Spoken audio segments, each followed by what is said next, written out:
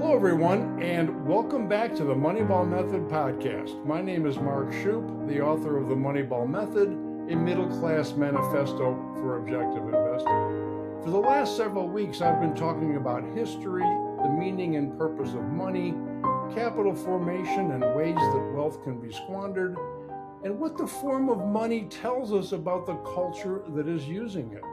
However, today I'm going to talk about microeconomics, but not the microeconomics of private enterprise. I will not be talking about the ways a business can allocate capital or be more efficient or earn a profit.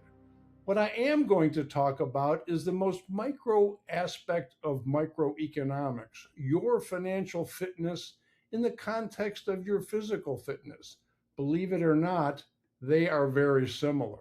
To begin, human life is different from all other forms of life in that we can transform ourselves intentionally. And training your body for physical adaptations begins with training your mind for the goals and methods that you will choose. For most people, physical adaptations, also known as getting in shape, include things like weight loss or having more energy, improving your stamina and endurance, increased flexibility and muscle strength, and for some people, athletic performance. And regardless of what the physical adaptations are, it begins with a series of tasks that are manageable, not intimidating goals. In fact, in my view, it is not about losing weight, but it's about increasing your weekly activity. Perhaps a workout early in the morning before work, or at midday if you have the time, or early evening before you go home. But the important thing is that it is scheduled and treated as important. But it's not about counting steps. It's about raising your heart rate for 30 or 40 minutes, continuously, sustained. And it's not about counting calories, but reducing the carbohydrates and increasing your intake of healthy fat and proteins. I am not a nutrition expert. I won't be talking a lot about that, but I will touch on that a little bit in a few minutes. But ultimately, you must refocus your training and become aware of your body's signals, ultimately treating the movement as the reward. In fact, by changing your focus, you will enjoy the journey, achieve the results, and change your life.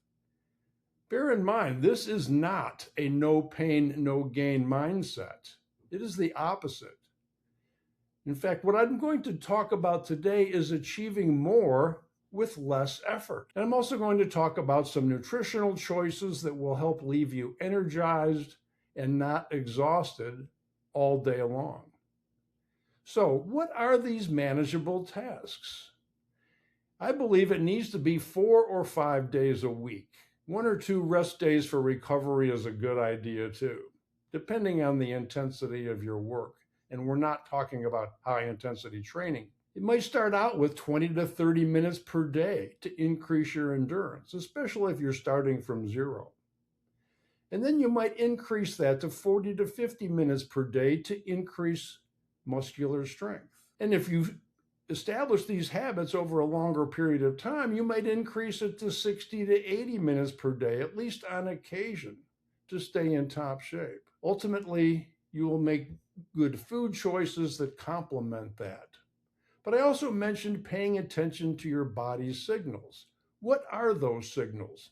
This is key. To me, it starts with your pulse as measured by a heart rate monitor.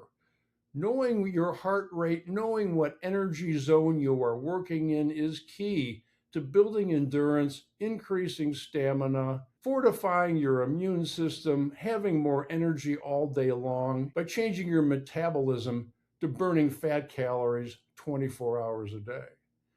Also, your breathing is observed through your own perception. We don't need a tool for that. And ultimately, your fatigue, muscular discomfort, perhaps a burning sensation. We're not going to do very much of that. But how does this accomplish more with less effort? That is a great question. By keeping your heart rate within a narrow and comfortable range, you will be able to go further in the same amount of time if you do this on a regular basis. By keeping your heart rate within a narrow and comfortable range, you will burn more calories in the same amount of time. In fact, you are increasing the number of fat-burning mitochondria in every cell of your body as you increase your endurance and work on increasing your stamina. And as you increase time and distance, you will have increased your capacity for burning fat calories all day long.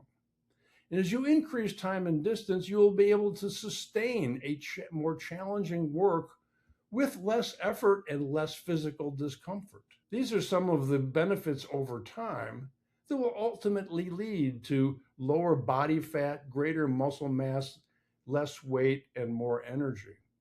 But what about nutritional choices? As you increase time and distance, your body composition will change, as I mentioned, even without weight loss. And this begins with a low-carb diet. Avoid processed sugar, pasta, and bread. Natural fruit and vegetables are a healthy source of natural sugars and carbs. Healthy unsaturated fats are also best. Sources of that include avocados, olive oil, nuts, grain-fed beef, I should say, and eggs. Ultimately, we need not only healthy fat, but protein to build muscle. This is about changing body composition.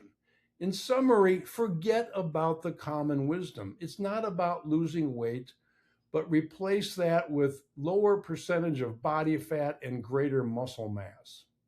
And it's not about body mass index. At least in America, BMI is a very common indicator of whether you are overweight or at a healthy weight. But for people with high muscular mass or composition, their BMI might indicate they are overweight when in fact they are in marvelous condition. The no pain, no gain mindset is also misguided. On a controlled basis, high intensity interval training is important for athletic performance, but your baseline of aerobic strength and endurance should come first. And I'd like to give you an example. Before Lance Armstrong became famous for winning the Tour de France in the early 1990s, he was a world-class cyclist at the professional level, but in short one-day competitions. As the story goes, you may have heard he ultimately developed cancer, and he was out of commission, out of training, out of competition for a couple of years as he was recovering from testicular cancer. Upon recovery, he wanted to get back into professional cycling, and he wanted to be competitive in Grand Tour events. These are 3-week-long events, also known as the Tour de France, the Giro d'Italia, the same Grand Tour in Spain, and he hired a coach by the name of Chris Carmichael. Chris Carmichael put Lance on an endurance training schedule for months. The goal was to wear the heart rate monitor, keep the heart rate low, cycle for long distances, build up your stamina, and forget about the elite performance.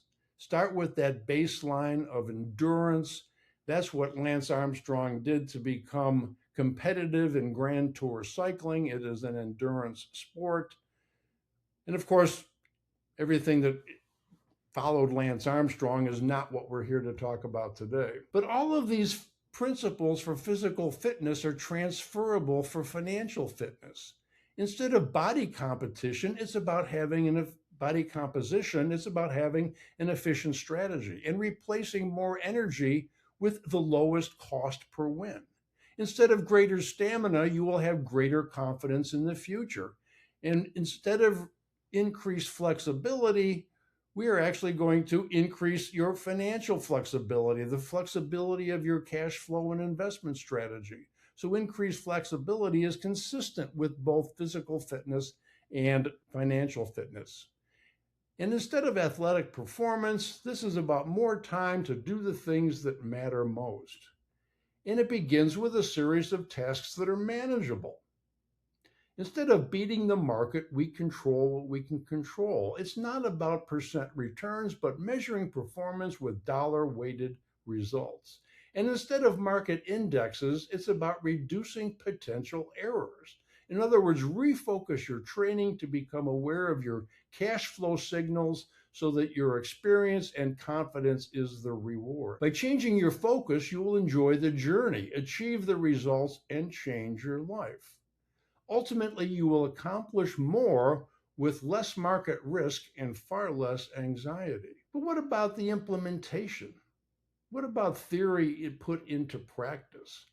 For your physical tool or physical fitness, as I mentioned, the tool is the heart rate monitor, and there are 5 energy zones for you to consider. The most comfortable I call the aerobic pace. This is about 55% to 65% of your maximum heart rate. And you can learn what your maximum heart rate is on a chart based on your age.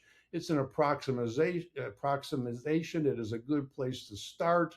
It is not as accurate as a VO2 max test, which you might try if you're serious about this, but at least know approximately what your maximum heart rate is so you know what your aerobic energy zone is. Then there's the speedy aerobic pace, which is 65% to 75% of your maximum heart rate.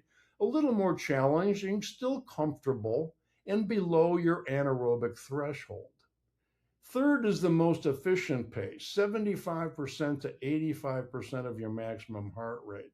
We are still working underneath your anaerobic threshold, but just barely. In fact, the only effective way to increase your threshold for elite athletic performance is to work underneath it. Think of it as a table. You cannot lift a table by placing your fingers on the top surface. You lift a table by placing your fingers underneath the surface and lifting.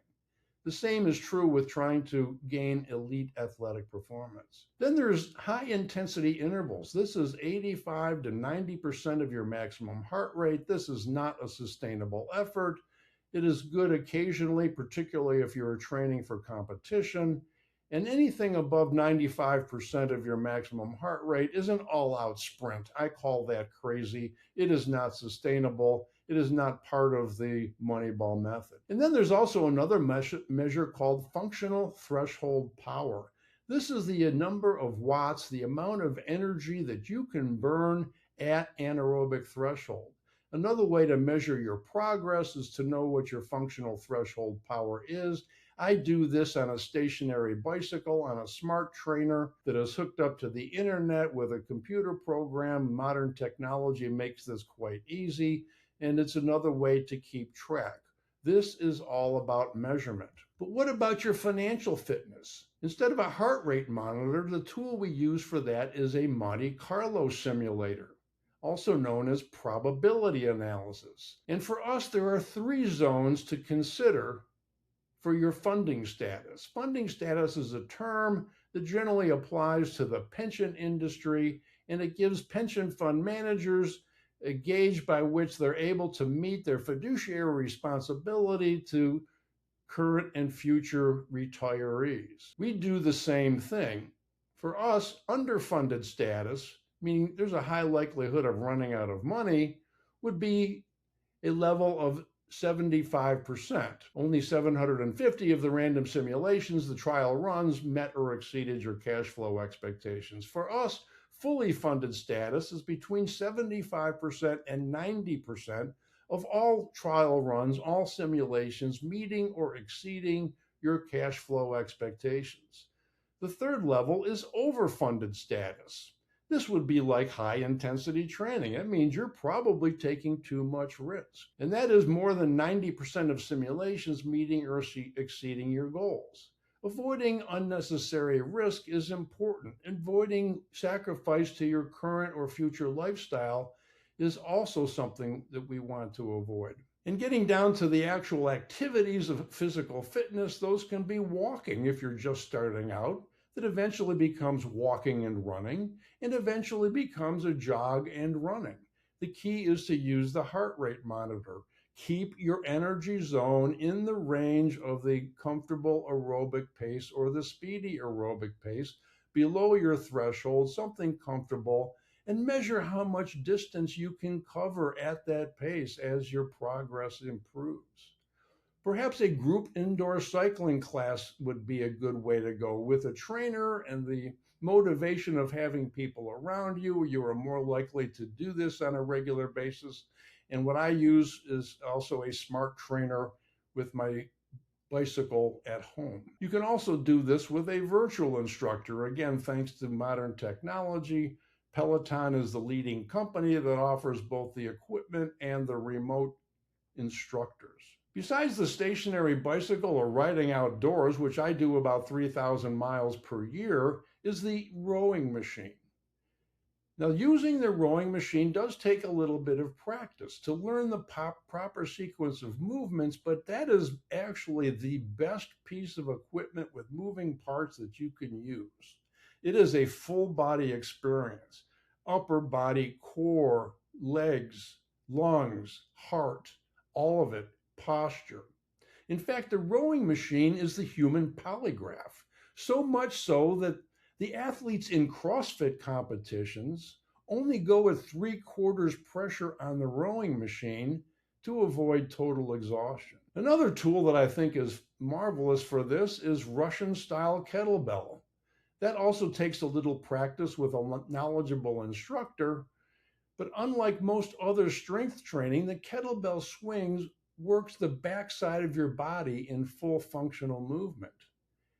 And I would be remiss if I did not mention Pilates classes and power yoga as excellent ways to improve endurance, physical strength, and flexibility. Now, how do I know this? Why should you take any advice from me? In 2008, I was certified as a spinning instructor by Mad Dog Athletics. I taught an indoor cycling class using the spinning methodology for 12 years.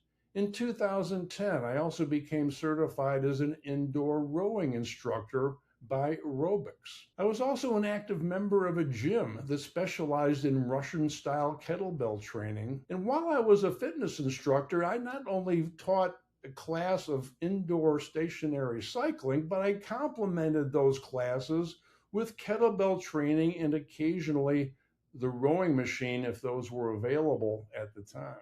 But what about your financial fitness? How do we implement that? It begins with the objective data of your values and goals and aspirations and converting those into cash flow expectations. We integrate that with the objective data of long-term historical price performance of stocks, bonds, commodities, and cash, the asset classes that we may want to own. There's also a specialized software program I mentioned at the Monte Carlo simulator to run these simulations of all potential outcomes for any investment and cash flow strategy that you would like to test. The key is to have the knowledge and ability to consider all relevant information and structure an investment and cash flow strategy that includes contingency plans for extreme market events or changing life circumstances. Again, how do I know this? Why should you listen to me and my set of recommendations? In 2007, I was certified by WealthCare Capital Management to use their software and consulting practices to advise clients on objective investing. In fact, among the entire class of registered representatives, about 24 of them, I was the only one who passed all of the exams and completed the training. Ultimately, I was hired by an institutional wealth management and trust department to implement these procedures and did so with great success for 10 years. But enough about me. What does this mean for you? With a regular schedule of aerobic training and its effects, you will feel so much better about yourself and so much better about the future. And with the clarity of defined and manageable goals that you control, both physical and financial, you will feel so much better about yourself and so much better about the future. And that is the spiritual payoff. Mind, body, and spirit. Trying to cover the bases here today. I hope you found this informative and useful, and I look forward to seeing you next week. Thank you.